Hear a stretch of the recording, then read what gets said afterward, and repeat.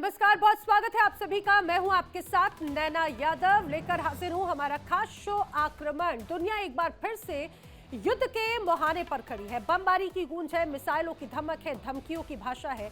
आक्रमण अब सिर्फ एक शब्द नहीं है, बल्कि वैश्विक हकीकत बनता जा रहा है। एशिया हो या यूरोप या फिर अमेरिका, हर महाद्वीप पर युद्ध का साया तबाही बनकर मंडराता है। कहीं पर है विस्तार नीति की आग, तो कहीं पर है बदले की जंग और कहीं है महाजंग क्या है। आज आक्रमण में हम आपको दिखाएंगे वो तस्वीरें जो दुनिया को हिलाकर रख रही है और वो सवाल जो भविष्य तय करेंगे। आज आक्रमण में हम दुनिया किस तरह से जंग की हुंकार सुन रही है, उससे जुड़ी हुई 3 तस्वीरें आपके सामने पेश करेंगे। और ये हैं वो 3 तस्वीरें जंग की दस्तक महसूस कर रही हैं। ये 3 तस्वीरें तीनों दुनिया के लिए बेहद खतरनाक संकेत देती है। आइए मैं आपको विस्तार से बताती हूँ। जो आप ये 3 तस्वीरें देख रहे हैं उसमें पहली तस्वीर आती है रूस यूक्रेन जंग से जुड़ी हुई। यूक्रेन जहां पर पुतिन की मिसाइलें शहरों पर बरस रही है, कीव से लेकर खार्किव तक कोहराम मचा हुआ है। रूस साफ कर चुका है कि वो अब पीछे हटने को तैयार नहीं है। जो दूसरी तस्वीर आई है वो और भी ज्यादा डराने वाली है। पुतिन अब सीधे सीधे ट्रंप नीति पर अमल करते दिख रहे हैं। जी हाँ, पुतिन का लक्ष्य अब सिर्फ यूक्रेन नहीं बल्कि रूस का विस्तार है। जैसे ट्रंप ने वेनेजुएला पर दबाव और कब्जे की रणनीति बनाई, वैसे ही अब नाटो के कुछ देशों पर पुतिन की नजर सीधे बताई जाती है। यानी जंग सीमाओं से निकलकर गठबंधन तक पहुंच चुका है। और अब जो तीसरी तस्वीर आप देख रहे हैं वो और भी ज्यादा खतरनाक है। अफवाहों से भरी हुई बाजार गर्म है कि मादुरो जैसा हश्र ईरान के सुप्रीम लीडर आयतुल्ला खामनेई का हो सकता है, लेकिन अमेरिका शायद ये भूल रहा है खामनेई ना तो मादुरो है और ईरान कतई वेनेजुएला नहीं है।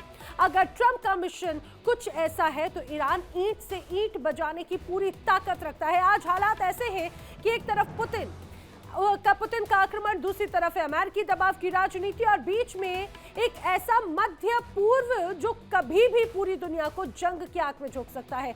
सवाल सिर्फ इतना कि क्या दुनिया इतिहास से सीखेगी या फिर एक और विनाशकारी अध्याय लिखा जाने वाला है।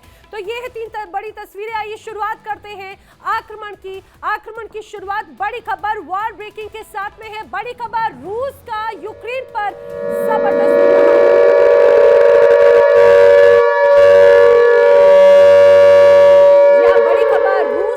युद्ध से जुड़ी हुई। रूस ने यूक्रेन पर जबरदस्त हमला कर दिया है। कीव से लेकर खार्किव तक कोहराम मचा हुआ है। समझिए कई ऐसे रिहायशी इलाके हैं जहां पर हमला बोला गया है, ड्रोन से हमला बोला गया है और इस हमले से चारों तरफ सिर्फ हड़कंप है।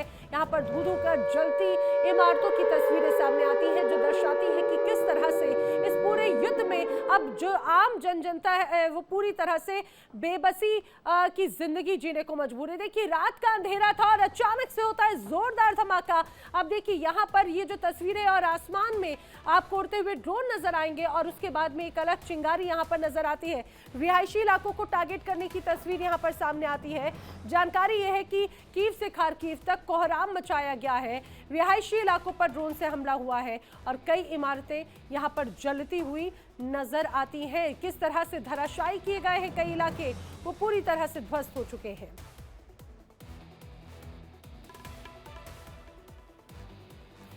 पुतिन अब यूक्रेन के खिलाफ और भी ज्यादा आक्रामक हो चुके हैं। रूस ने हमलों की रफ्तार तेज कर दी और साफ संकेत है कि अब जंग सिर्फ दबाव की नहीं बल्कि कब्जे की नीति पर चल रही है। यूक्रेन के कई शहरों पर मिसाइल और ड्रोन हमले लगातार किए जा रहे हैं। रूस की कोशिश है इलाके अपने कंट्रोल में लेकर जमीनी पकड़ को मजबूत करने की, यानी पुतिन अब पीछे हटने के बजाय आगे बढ़ने की राजनीति पर है। और यही वजह है कि यूक्रेन की जंग अब और भी ज्यादा खतरनाक मोड़ पर पहुंचती नजर आती है।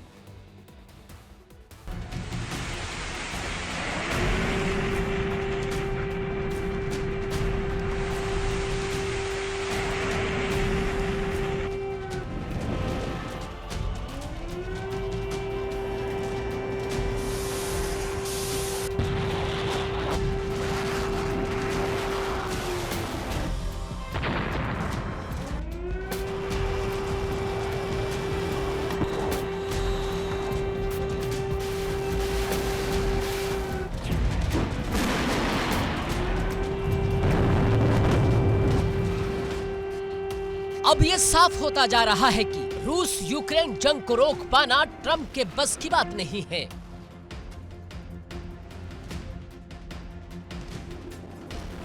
इसलिए पुतिन ने अपने मिशन को और आक्रामक कर दिया है।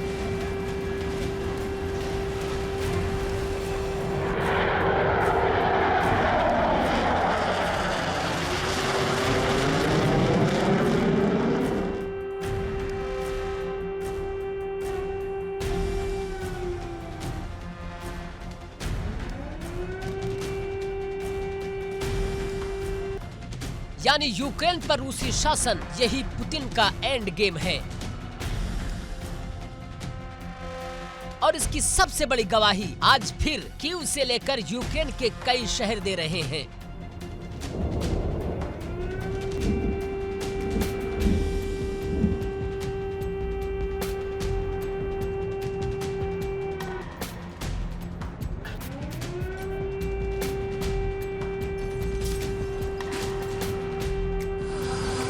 तो 2026 की एंट्री के साथ ही दुनिया वर्ल्ड ऑर्डर अचानक बदलता दिख रहा है।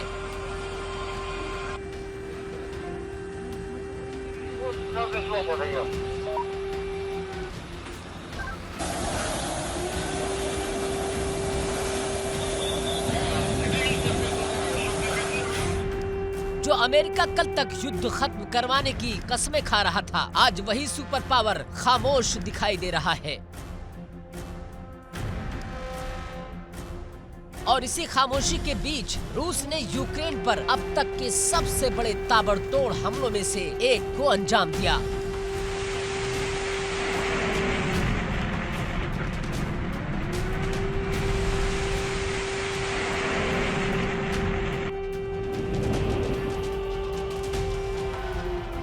दावा है कि रूस के 11 Tu-95 स्ट्रेटेजिक बॉम्बर्स आसमान में उड़ान भरते हैं। मिग फाइटर जेट्स और दर्जनों ड्रोन एक साथ लॉन्च होते हैं। नतीजा यूक्रेन के 11 शहर मिसाइल और ड्रोन हमलों की जद में आ जाते हैं।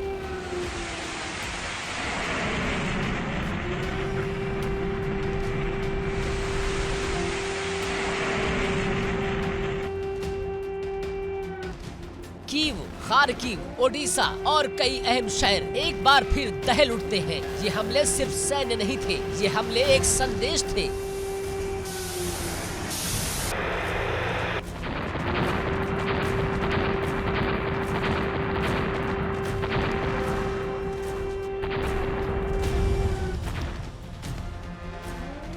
संदेश वाशिंगटन के लिए, संदेश नेटो के लिए और संदेश उस दुनिया के लिए जो ये मान बैठी थी कि 2026 में शांति की शुरुआत होगी। लेकिन पुतिन ने साफ कर दिया कि रूस पीछे हटने वाला नहीं।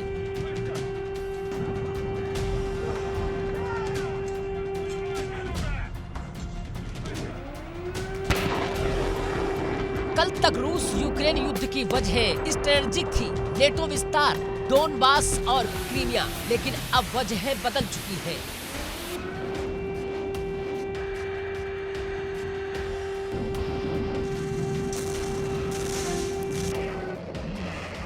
अब ये जंग सिर्फ जमीन की नहीं बल्कि वर्चस्व की है। अब पुतिन यूक्रेन को एक संप्रभु देश नहीं बल्कि रूसी प्रभाव क्षेत्र के रूप में देखना चाहते हैं।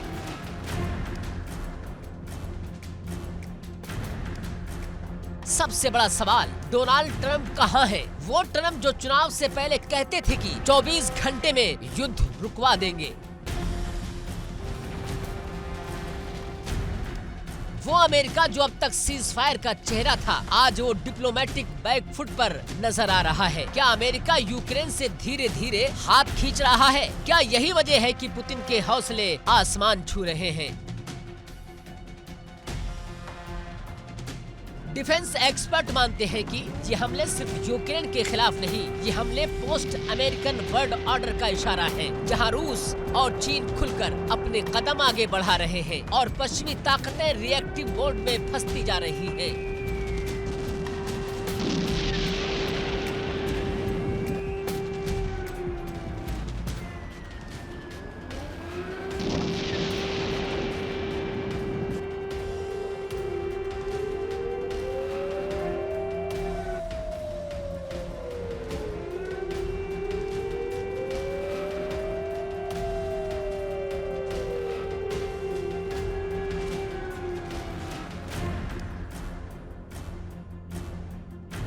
हमलों के बाद यूक्रेन के शहरों में ब्लैकआउट, इमरजेंसी अलर्ट और लगातार सायरन। आम लोग फिर से शेल्टर्स की तरफ भागते नजर आए। एक ऐसा देश जो तकरीबन 4 साल से जंग झेल रहा है, उसके लिए 2026 भी शांति लेकर नहीं आया। पुतिन की रणनीति साफ है, लगातार दबाव, लगातार हमले और यूक्रेन को थका कर झुकने पर मजबूर करना। रूसी सेना लॉन्ग टर्म गेम खेल रही है, जहां हर हमला एक राजनीतिक स्टेटमेंट बन चुका है।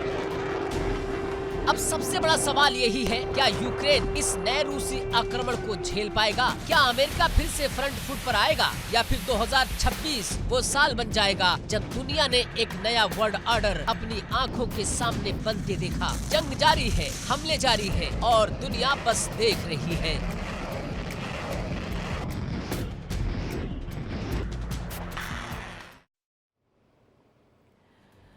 और आक्रमण में अब बारी है अगली बड़ी खबर की। रूस यूक्रेन जंग से जुड़ी हुई बड़ी वॉर ब्रेकिंग। जिस तरह से रूस ने ताबड़तोड़ हमले किए, तो यूक्रेन ने भी दिया है मुंहतोड़ जवाब। यूक्रेन ने रूस के हमलों का जवाब दिया। यूक्रेन का रूस के तेल डिपो को सीधे ये कहा जो निशाना बनाने का वीडियो सामने आया, जिसमें हमले के बाद तेल डिपो में भीषण आग लग गई। आप समझिए, तेल डिपो, ऑयल रिफाइनरीज जो लगातार बड़ी रीढ़ है खासतौर से रूस के लिए भी। अब इसीलिए यूक्रेन ने सीधे टारगेट किया है तेल डिपो पर। और देखिए किस तरह से यहाँ पर सिर्फ और सिर्फ तबाही का मंजर नजर आता है।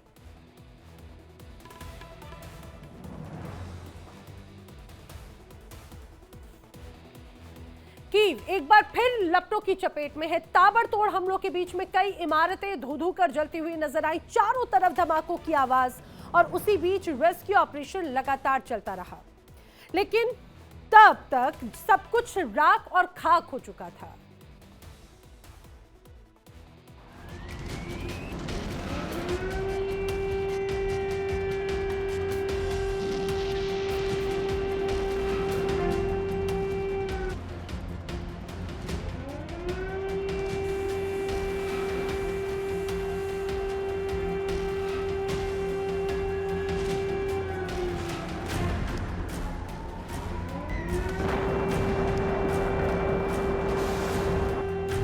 यूक्रेन की राजधानी एक बार फिर युद्ध के सबसे खतरनाक दौर से गुजर रही है। रूस ने इस बार हमलों की हदें पार कर दी।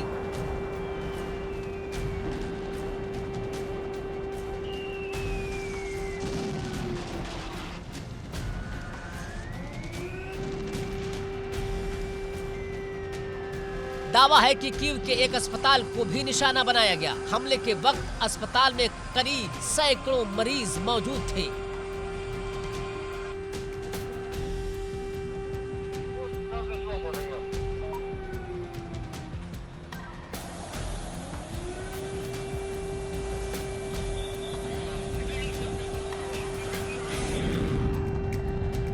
यूक्रेनी प्रशासन के मुताबिक इन हमलों में कम से कम 2 लोगों की मौत और कई घायल होने की खबर है।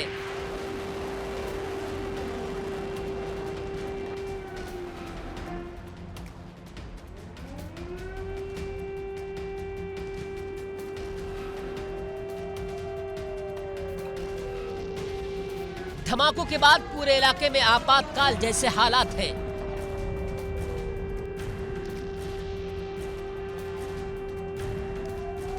रेस्क्यू टीमें मलबे के बीच घायलों को निकालने में जुटी रही। सायरन, ब्लैकआउट और डर के साए में कीव की रात कटी।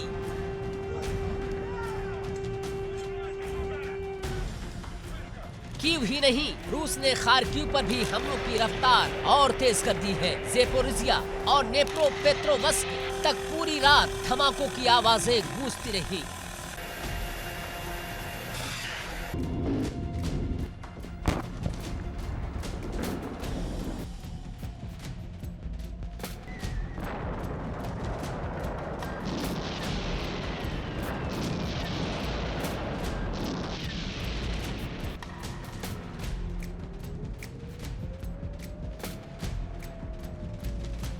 मिसाइल और ड्रोन हमलों से कई इलाके दहल उठे। रिपोर्ट्स के मुताबिक रूस ने इस हमले में हाइपरसोनिक मिसाइल किंजल का इस्तेमाल किया है। इसके अलावा इस्कंदर मिसाइलें भी दागी गई। फ्रंट लाइन इलाकों में गाइडेड बमों से हमले किए गए।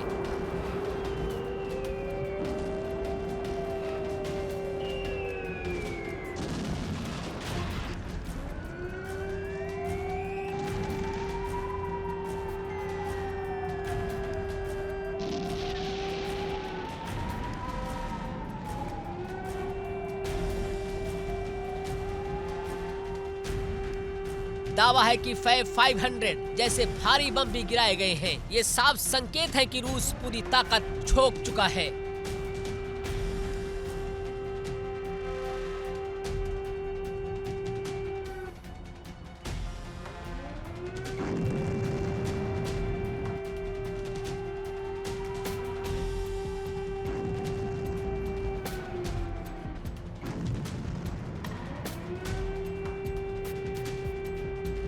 पूर्वी यूक्रेन में हालात और भी गंभीर हैं। डोनेस्क और सूमी में लगातार हमलों के बीच कोहराम मचा हुआ है। सूमी में रूस की ग्राउंड फोर्स इलाके खाली कराने का मिशन चला रही है। कई जगहों से लोगों को अपने घर छोड़ने पर मजबूर होना पड़ा है।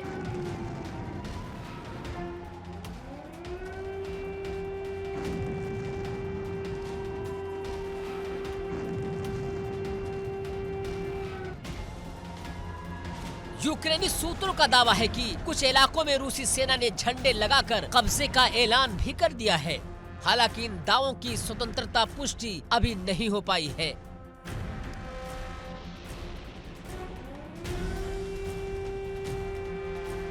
लेकिन जमीनी हालात ये इशारा जरूर कर रहे हैं कि रूस धीरे धीरे आगे बढ़ने की रणनीति पर है।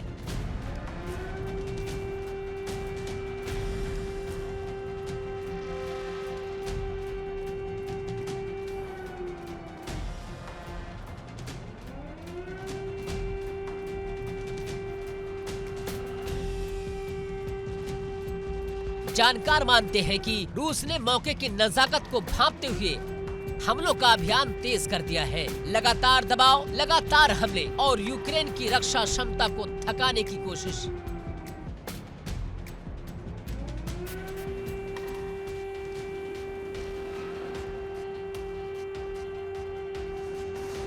ये सिर्फ सैन्य हमला नहीं बल्कि मनोवैज्ञानिक दबाव की एक बड़ी रणनीति है। 3 साल से ज्यादा से युद्ध झेल रहा यूक्रेन अब एक बार फिर सबसे कठिन दौर में है। एक तरफ राजधानी पर हमले, दूसरी तरफ पूर्वी इलाकों में ग्राउंड प्रेशर। यूक्रेन के सामने सबसे बड़ी चुनौती अपने शहरों को बचाने की है।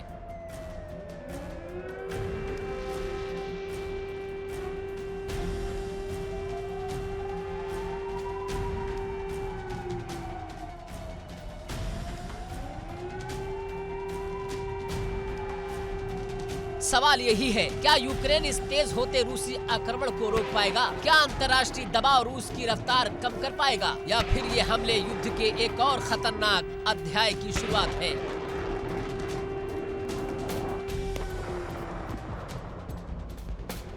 कीव जल रहा है, यूक्रेन जूझ रहा है और दुनिया बेचैनी से अगले कदम का इंतजार कर रही है।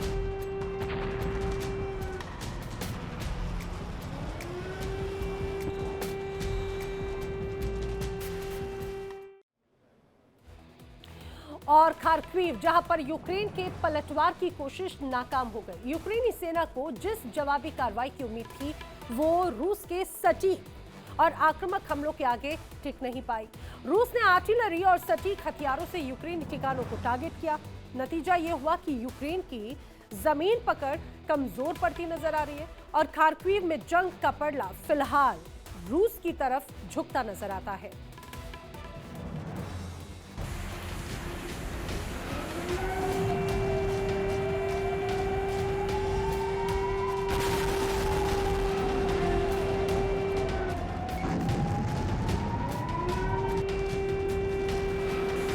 खार्किव में जंग का पलड़ा फिलहाल रूस की तरफ झुकता दिखाई दे रहा है।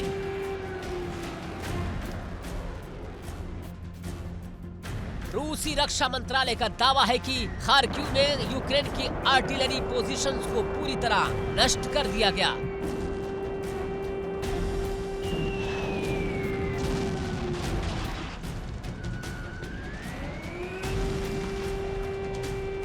यूक्रेनी तोपखानों पर सीधे और गाइडेड हमले किए गए। इन हमलों के बाद यूक्रेन की फायरिंग क्षमता काफी हद तक कमजोर पड़ गई है।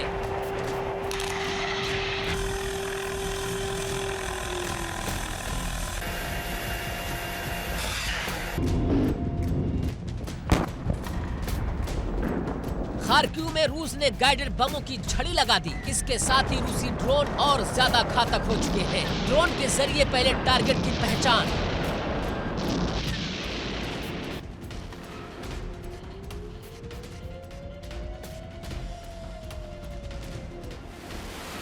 और फिर सटीक हमला। ये रूस की नई और खतरनाक रणनीति का हिस्सा है, जिससे यूक्रेनी ठिकानों पर लगातार दबाव बनाया जा रहा है।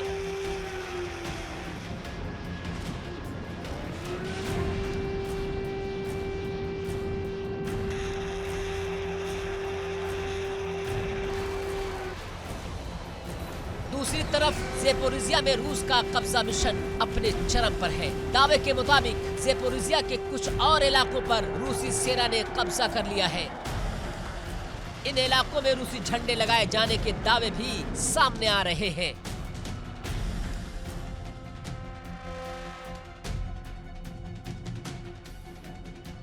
कब्जे वाले इलाकों को पूरी तरह कंट्रोल में लेने के लिए रूस ने स्थानीय लोगों को 2 घंटे की मोहलत दी है। साफ संदेश दिया गया, इलाका खाली करें ताकि आगे की सैन्य कार्रवाई आसान हो सके।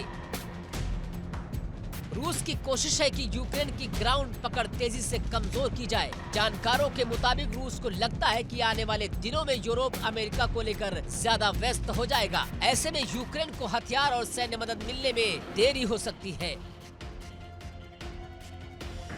और इसी मौके को रूस पूरी तरह भुनाना चाहता है।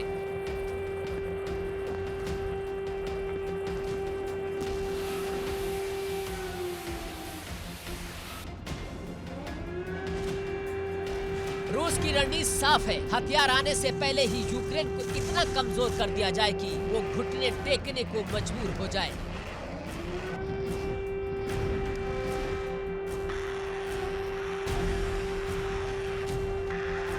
लगातार हमले, लगातार कब्जा और यूक्रेनी सेना की सप्लाई लाइनों पर सीधा दबाव। ये जंग अब लंबी नहीं बल्कि तेज और निर्णायक बनाने की कोशिश है। इसी रणनीति के तहत नेप्रो नदी के किनारे भी रूसी सेना ने हमले तेज कर दिए हैं। नेप्रो के आसपास यूक्रेनी सेना के ठिकानों को लगातार निशाना बनाया जा रहा है। ये इलाका रणनीतिक रूप से बेहद अहम माना जाता है।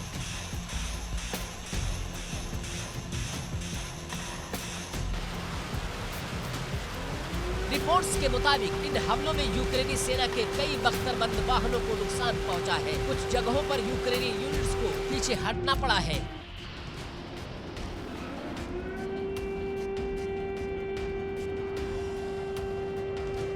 नेप्रो के किनारे बढ़ता दबाव यूक्रेन के लिए एक नई चुनौती बन चुका है। एक तरफ खार्किव में पलटवार नाकाम, दूसरी तरफ ज़ेपोरिज़िया में कब्जे का संकट और नेप्रो नदी के पास लगातार हमले। यूक्रेन के लिए एक साथ कई मोर्चों पर जंग लड़ना और मुश्किल होता जा रहा है।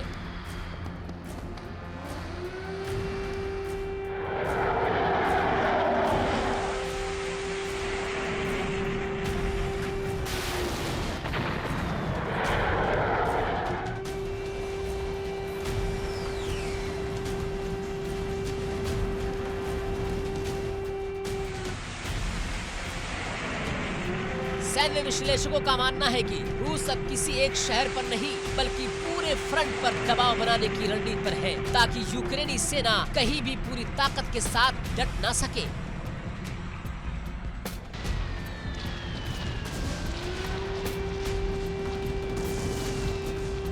ये एक सोची समझी और लंबी तैयारी का नतीजा बताया जा रहा है। अब सवाल यही है, क्या यूक्रेन इस बहुस्तरीय रूसी दबाव को झेल पाएगा? क्या पश्चिमी देशों की मदद वक्त पर पहुंच पाएगी?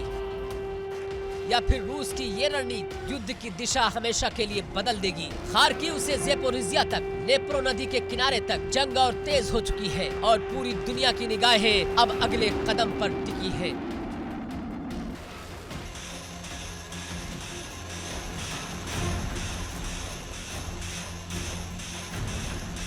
Bureau report, India daily. अब अफवाहों का बाजार तेजी से गर्म है। दावा किया जा रहा है कि अमेरिका ईरान के सुप्रीम लीडर आयतुल्ला खामनेई को मादुरो की तरह अगवा कर सकते हैं। लेकिन बड़ा सवाल यही, क्या खामनेई को अगवा करना वाकई में इतना आसान है? खामनेई एक शख्स नहीं बल्कि पूरे सिस्टम का केंद्र है। उनकी सुरक्षा में ईरान की सबसे खास फोर्स है, कई स्तर की सुरक्षा है और मजबूत खुफिया तंत्र जो हर वक्त तैनात रहता है। यानी कागजों पर जो आसान नजर आता है, हकीकत में वो लगभग नामुमकिन है।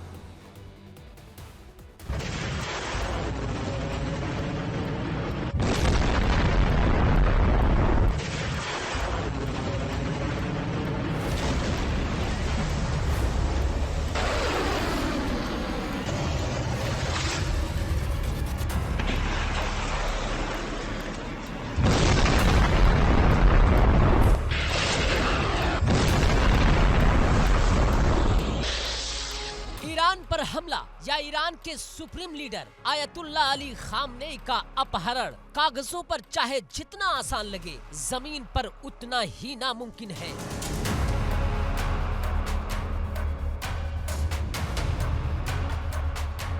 क्योंकि ना तो ईरान वेनेजुएला है और ना ही खामनेई मादुरो जैसे नेता।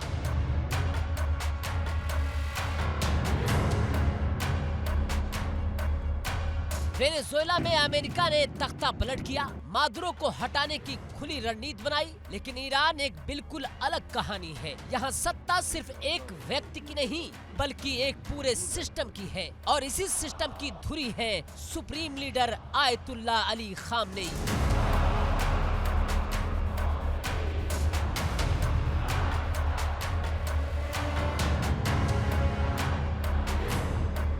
खामनेई के पास एक दो नहीं बल्कि पूरे 6 सुरक्षा कवच हैं। ऐसे कवच जिन्हें भेदना करीब करीब नामुमकिन माना जाता है।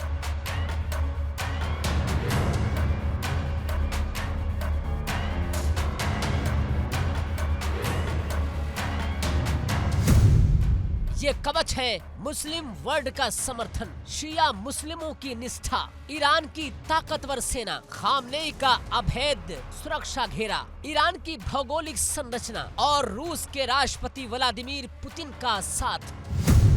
खामनेई सिर्फ ईरान के रहबर नहीं, वो खुद को पूरे मुस्लिम वर्ल्ड में एक वैचारिक ध्रुव के तौर पर स्थापित कर चुके हैं।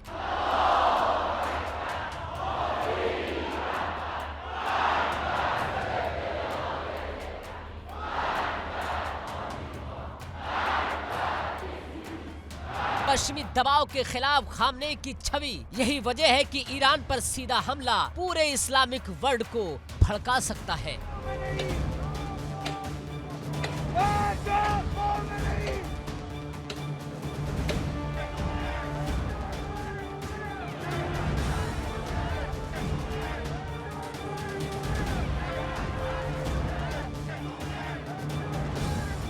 दुनिया भर के शिया मुसलमानों के लिए खामनेई सिर्फ नेता नहीं, धार्मिक मार्गदर्शक है। Iraq, Lebanon, Syria, Yemen, Europe, Africa और एशिया के बहुत सारे देशों में हर जगह खामनेई का प्रभाव जमीनी नेटवर्क में बदल चुका है। उन पर हमला सिर्फ ईरान नहीं, पूरे एशिया बेल्ट को सक्रिय कर सकता है। ईरान की सेना और खास तौर पर इस्लामिक रिवॉल्यूशनरी गार्ड कॉर्प्स यानी IRGC ये कोई पारंपरिक सेना नहीं बल्कि एक वैचारिक फोर्स है।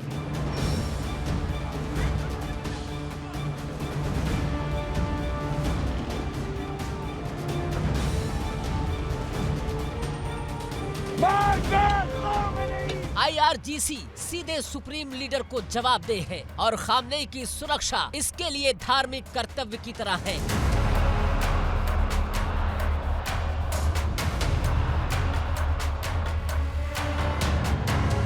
लेकिन खामनेई की जान की हिफाजत किसी आम फौज के पास नहीं, ये जिम्मेदारी है वली अम्र फोर्स की। IRGC की सबसे खास, सबसे रहस्यमयी और सबसे खतरनाक यूनिट।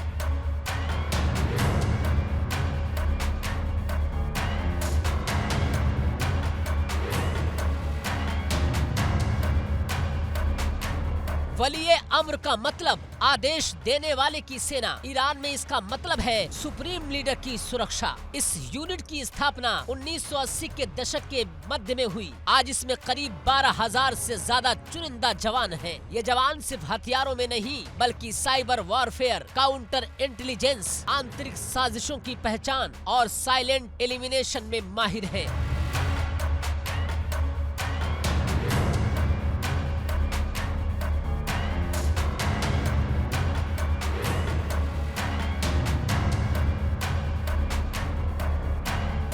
बाहर से हो या अंदर से, वली अम्र हर वक्त अलर्ट रहता है। ईरानी मीडिया के मुताबिक 2022 में इस यूनिट के नेतृत्व में बड़ा बदलाव हुआ। ब्रिगेडियर जनरल हसन मशरूईफर नए कमांडर बनाए गए। पुराने कमांडर इब्राहिम जब्बारी को सम्मान पूर्वक विदा किया गया, लेकिन इस फोर्स से जुड़ी ज्यादातर जानकारियां आज भी राज में रखी जाती हैं। इसी के साथ ईरान की भौगोलिक संरचना खुद एक सुरक्षा कवच है।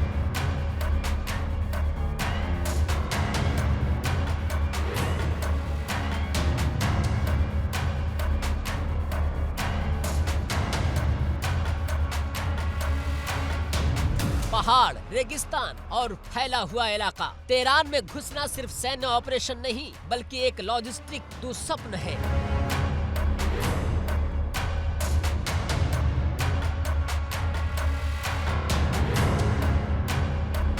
हर रास्ता, हर मोमेंट पहले से निगरानी में रहता है।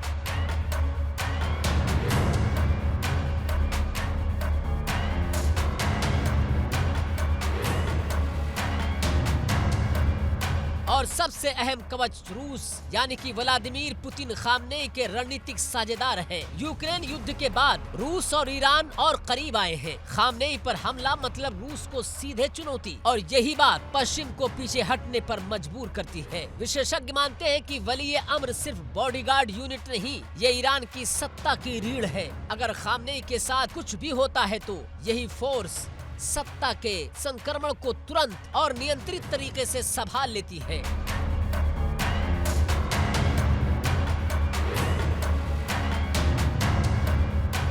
यानी ईरान में पावर वैक्यूम बनने ही नहीं दिया जाता। यही वजह है कि तेहरान में घुसकर खामनेई को अगवा करना, चाहे अमेरिका ही क्यों ना हो, कागजों में जितना आसान दिखता है, हकीकत में उतना ही नामुमकिन है।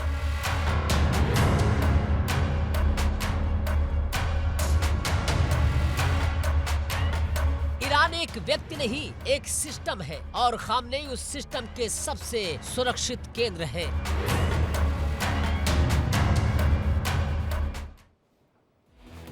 देखिए, अमेरिका और इजराइल ईरान के खिलाफ तेजी से सैन्य तैयारियों में जुटे हैं। अमेरिकी नौसेना को मिडिल ईस्ट में हाई अलर्ट पर रखा गया है। स्ट्रेट ऑफ हार्मुज और लाल सागर में लगातार निगरानी बढ़ा दी गई। वहीं इजराइल ने अपनी वॉर कैबिनेट की बैठक कर सेना को अलर्ट मोड पर डाल दिया है। नई मिसाइलों के टेस्ट, एयर डिफेंस की तैनाती और इंटेलिजेंस ऑपरेशन तेज कर दिए गए हैं। साफ है, ईरान को लेकर दबाव और टकराव अब अगले स्तर पर पहुंच चुका है।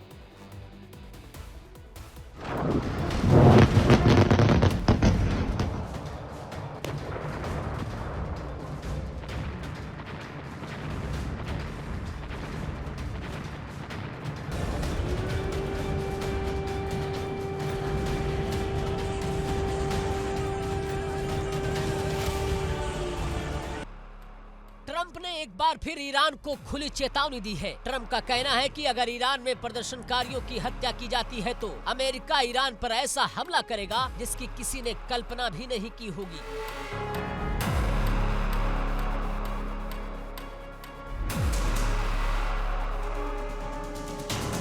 इस बयान के बाद तेहरान से लेकर वाशिंगटन तक हलचल तेज हो चुकी है।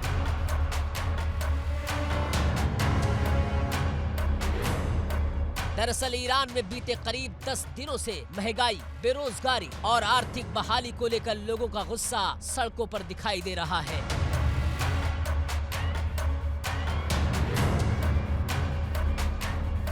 बड़ी संख्या में प्रदर्शनकारी सरकार के खिलाफ नारेबाजी कर रहे हैं। जैसे जैसे प्रदर्शन बढ़ते जा रहे हैं, वैसे वैसे हालात और उग्र होते जा रहे हैं।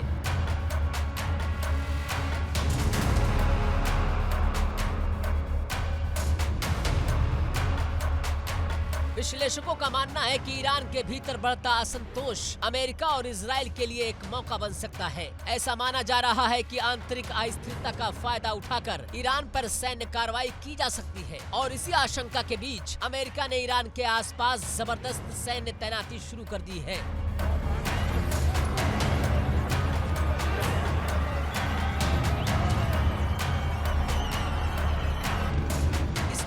ऑफ हॉर्मुज में अमेरिका का सर्विलांस ड्रोन लगातार 3 दिनों से चक्कर लगा रहा है। ईरान की हर गतिविधि पर बारीकी से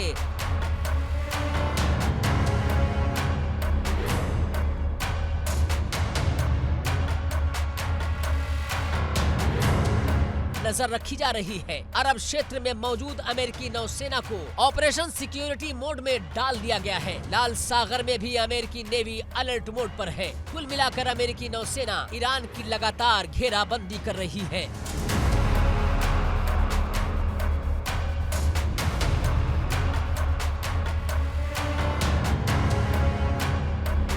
हालातों के बीच ईरान ने भी सख्त तेवर दिखाए हैं। ईरानी अधिकारियों ने देश में चल रहे विरोध प्रदर्शनों को लेकर अमेरिका और इजराइल के बयानों की कड़ी आलोचना की है।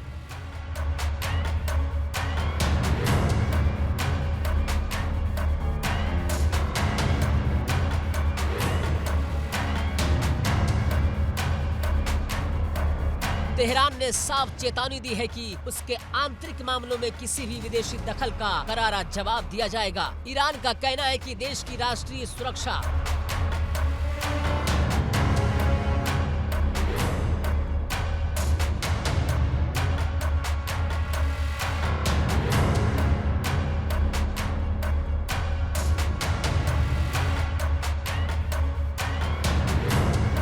एक रेड लाइन है जो किसी भी तरह के मनमाने ट्वीट्स या धमकियों के अधीन नहीं है। ईरान ने यह भी साफ किया कि वो अपने आंतरिक मसलों पर किसी को भी दखल देने की इजाजत नहीं देगा। इस्लामिक क्रांति के सर्वोच्च नेता के राजनीतिक सलाहकार और रक्षा परिषद में खामनेई के प्रतिनिधि सोशल मीडिया प्लेटफॉर्म एक्स पर एक अहम पोस्ट किया। उन्होंने लिखा कि ईरान की राष्ट्रीय सुरक्षा एक रेड लाइन है और बाहरी हस्तक्षेप के लिए खुली नहीं है। अली शाम खानी ने आगे कहा कि इजरायली अधिकारियों और डोनाल्ड ट्रंप के बयानों से अब ये साफ हो गया कि पर्दे के पीछे क्या चल रहा है। उन्होंने ये भी कहा कि ईरान शांतिपूर्ण विरोध करने वाले दुकानदारों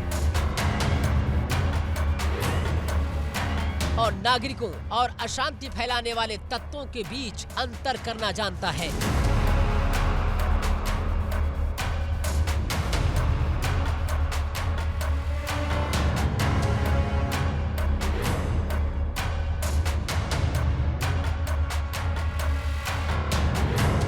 ईरान के भीतर आर्थिक संकट और विरोध, दूसरी तरफ अमेरिका और इजराइल की सैन्य तैयारियां और बीच में खामनेई की सुरक्षा और ईरान की रेड लाइन। सवाल यही है, क्या ये तनाव सिर्फ बयानबाजी तक रहेगा या फिर मिडल ईस्ट एक और बड़े टकराव की ओर बढ़ रहा है।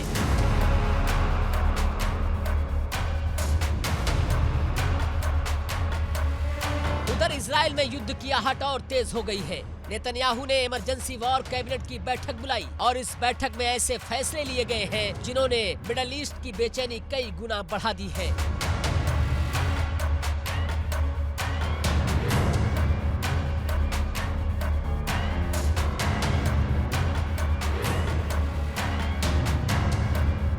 सूत्रों के मुताबिक इजराइल की वॉर कैबिनेट इस बात पर सहमति हुई है कि इजराइल ईरान में चल रहे प्रदर्शनकारियों का खुलकर समर्थन करेगा।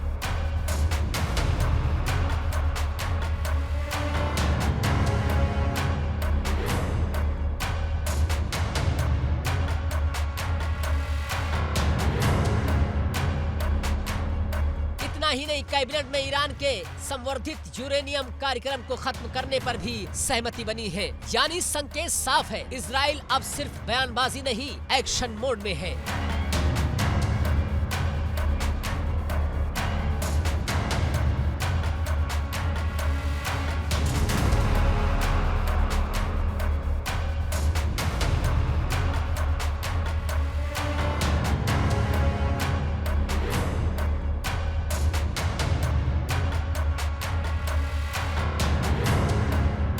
ये तस्वीरें इजरायली सेना के शक्ति प्रदर्शन की है। कुछ ही दिन पहले इजराइल ने अपनी नई बैलिस्टिक मिसाइल का सफल परीक्षण भी किया।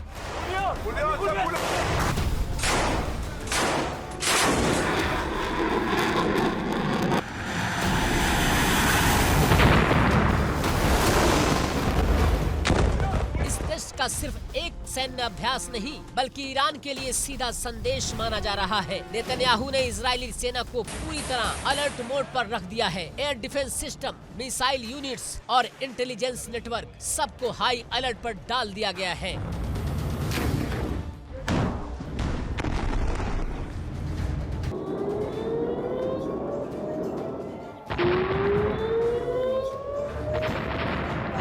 दावा है कि अगर हमले का खतरा और बढ़ा तो इजराइल पहले वार से पीछे नहीं हटेगा।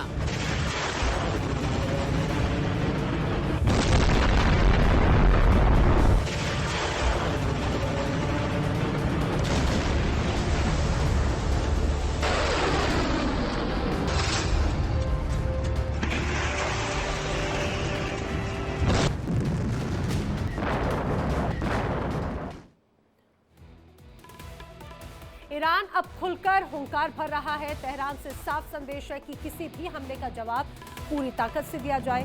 और इसी बीच पुतिन और चीन के राष्ट्रपति शी जिनपिंग शीशा पिलाई दीवार की तरह खामनेई के साथ में खड़े नजर आते हैं और इस समर्थन ने ट्रंप और नेतन्याहू के खेमों में हलचल मचा दी है, क्योंकि अब ईरान के खिलाफ कोई भी कदम सिर्फ एक देश से नहीं बल्कि कई बड़ी ताकतों से टकराव का खतरा लेकर आ रहा है। और यही वजह है कि वैश्विक तनाव बहुत तेजी से गहराता जा रहा है।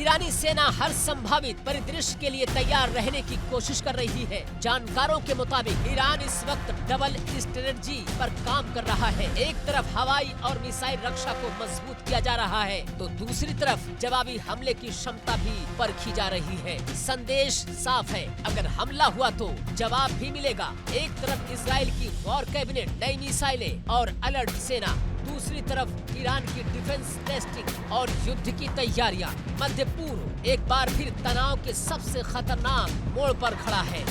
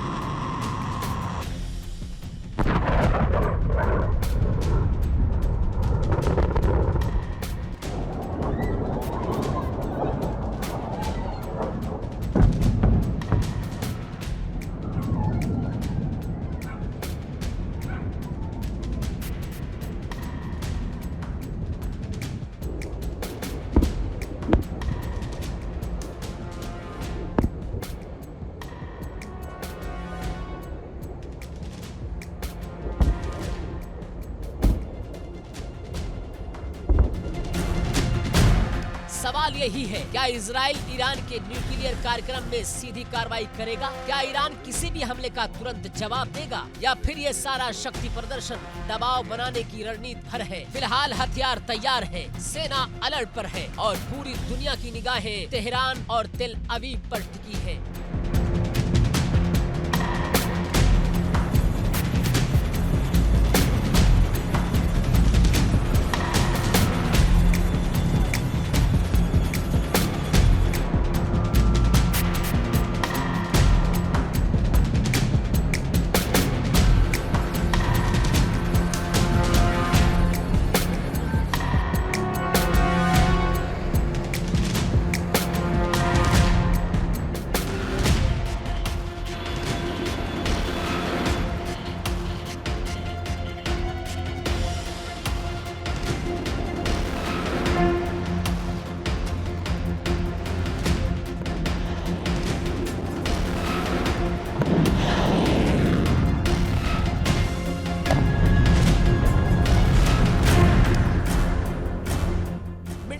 आग में अब रूस की एंट्री भी साफ दिखाई देने लगी है। रिपोर्ट ये भी है कि रूस के IAL सैन्य विमान तेहरान में लैंड कर चुके हैं और इसके साथ ही रूस ने ईरान तक गोला बारूद पहुंचा दिया है, ताकि अगर युद्ध की स्थिति बनती है तो ईरान इजराइल और अमेरिका के खिलाफ मोर्चा संभाल सके और मुंहतोड़ जवाब दे सके। ये सिर्फ हथियारों की सप्लाई नहीं, ये स्ट्रेटेजिक मैसेज है। मैसेज वाशिंगटन के लिए, मैसेज तेल अवीव को कि ईरान अकेला नहीं है और अगर जंग भड़की तो उसके पीछे बड़ी ताकतें खड़ी होंगी।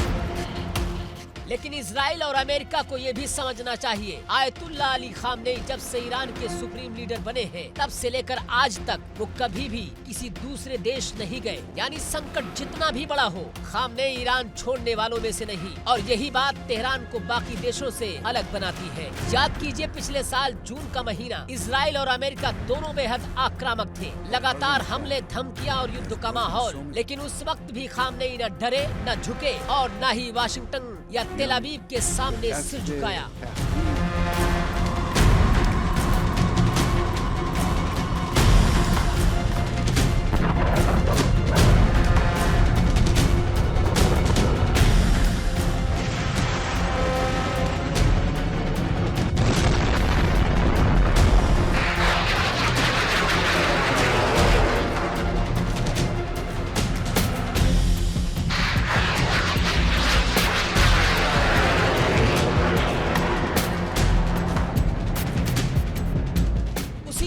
खामनेई जुमे के दिन लाखों लोगों के सामने आए, पूरी दुनिया देख रही थी और बिना किसी डर के खुले मंच से जुमे की नमाज अदा की। ये सिर्फ एक धार्मिक आयोजन नहीं था, ये एक राजनीतिक और रणनीतिक संदेश था कि ईरान की लीडरशिप डर के साए में नहीं जीती। इसलिए डोनाल्ड ट्रंप को ये नहीं भूलना चाहिए कि ईरान वेनेजुएला कतई नहीं है, यहाँ कोई मादुरो मॉडल काम नहीं करेगा। ईरान पर हमला सिर्फ एक देश पर हमला नहीं होगा, बल्कि उसका मतलब होगा विनाश, प्रलय, ऐसा मंजर जो द्वितीय विश्व युद्ध के बाद दुनिया ने आज तक नहीं देखा होगा।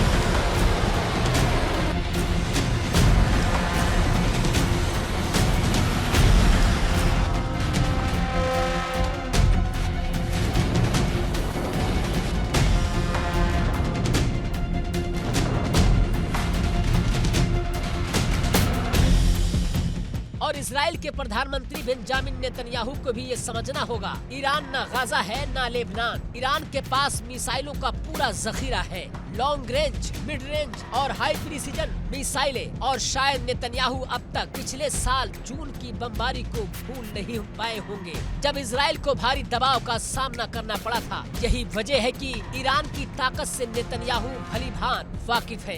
यही कारण है कि कोई भी बड़ा कदम उठाने से पहले नेतन्याहू 100 बार सोचेंगे, क्योंकि अगर ईरान से सीधी जंग शुरू हुई तो वो सीमित संघर्ष नहीं रहेगी। और आक्रमण में अब बारी है आज के सवाल की। आज का सवाल क्या है, आइए जल्दी से आपको बता देते हैं। आज का सवाल है, यूक्रेन की राजधानी क्या है? आपके सामने दो ऑप्शन है, पहला है कीव, दूसरा है खार्किव। इन दोनों में से क्या है सही जवाब? अगर आप जानते हैं तो फोन उठाइए, टीवी स्क्रीन पर दिखाए जा रहे नंबर पर व्हाट्सएप के जरिए अपना जवाब हमें भेज सकते हैं। सही जवाब देने वाले लकी विजेता को मिलेगा शानदार इनाम। और अब बारी है कल पूछे गए सवाल का जवाब देने वाले विजेता का नाम जानने की। कल पूछे गए सवाल के विजेता है महिंदर राम, जो कि गुरुग्राम हरियाणा के रहने वाले हैं। महिंदर राम जी, आपको इंडिया डेली टीम की तरफ से बहुत शुभकामनाएं, बधाई। और यहाँ पर वक्त एक ब्रेक का, लेकिन इंडिया डेली अब आपके स्मार्ट टीवी पर भी मौजूद है। इंडिया डेली 24/7 अब आप लाइव देख सकते हैं इन सभी प्लेटफॉर्म।